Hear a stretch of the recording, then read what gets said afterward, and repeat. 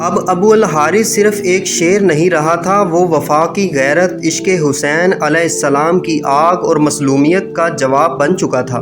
Be be فضا نے بس اتنا کہا، اب وقت ہے ابو الحارث وعدہ پورا کرنے کا۔ بی بی فضا کے ایک پکار پر شیر ابو الحارث زمین ہلاتا گونجتا بی بی کے ساتھ میدان کربلا تک آ گیا۔ وہ لمحہ جہاں لاشائے حسین علیہ السلام بے کفن بے خبر میدان کربلا میں پڑا تھا، آسمان خاموش، زمین ساکن، فرشتے رو رہے تھے۔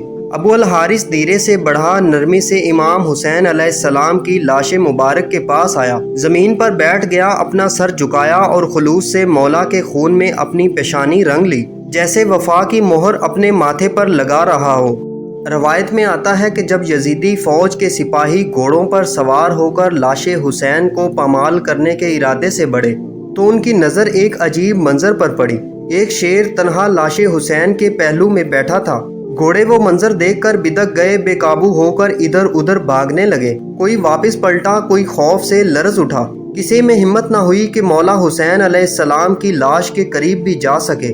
یہ کوئی عام شیر نہیں تھا، یہ ابو الحارث تھا، وہی بچپن کا یتیم جسے حسین علیہ السلام نے پالا، محبت دی، اپنی آغوش میں رکھا۔ اب وہ وفا کا پہرے دار بن کر حسین علیہ السلام کے جسد خاکی کی حفاظت کر رہا تھا۔